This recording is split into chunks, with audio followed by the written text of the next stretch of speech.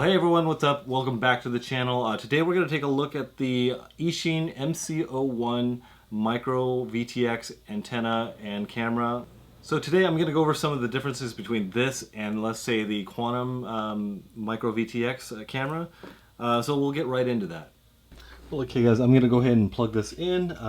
Now the first thing that you guys have to know about this unit is that if you are a tiny whoop flyer, you cannot use this camera because it only operates at a minimum voltage of 5 volts. So what I'm going to do to power this right now is I'm going to go ahead and plug this into my receiver, which will output 5 volts for this camera. So let's see, pop on here.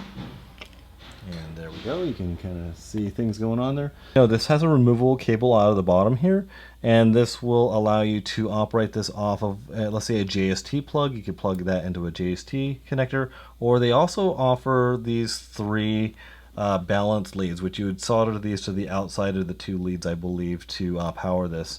That's also a very nice option. It has 2 buttons. This is the channel changing one. If you hold it down, it will change the band. If you give it a quick press, it'll give you the changing of your channels within that band. Has a nice little semi-flexible cable for the antenna, which is nice. So if you hit it really hard, it'll actually flex out of the way.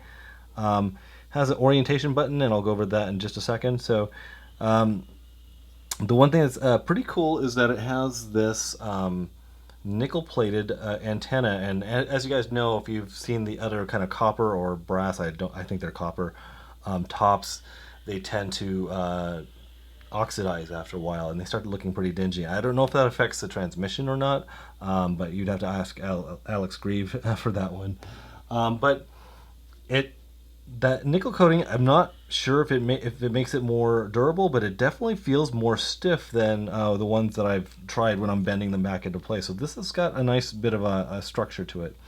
As far as negatives go with this, I mean, I have no clue why they had the wires coming out of the bottom, because now this won't lay flat. Why they didn't put this out of the side is beyond me. The other obvious negative of this is that you can't run it off of 1S or 3.7 volts. I mean, that is the whole purpose why we want to have these micro video transmitters and cameras on our vehicles.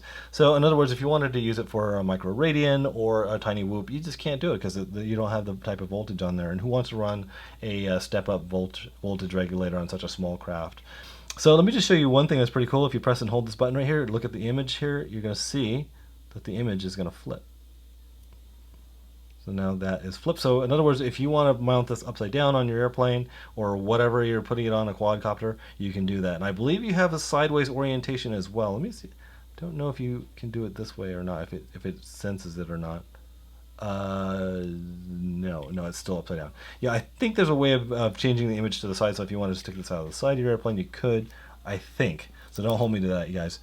All right, there we're back to straight up and down. So you can decase this, as a lot of people do. Anyway, this is a quick look at the Eachine MC01, I believe it's called. Yes, MC01. A good unit if you're running 5 volts or higher. Let's see, what is the maximum voltage that this can take? 17 volts is the maximum.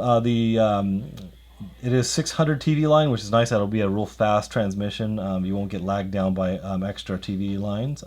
40 channel and 25 milliwatt. And it outputs in PAL, it says. Oh no, PAL and NTSC. That is right. There's a switchable button for the PAL and NTSC. You just have to go through your instructions. You'll be able to find out how to do that. But this is just a quick look at this this little unit. I like it for anything above 5 volts, of course. Once again, thanks for joining my channel. I'll have a link to this in the description below, and I'll talk to you later. Bye.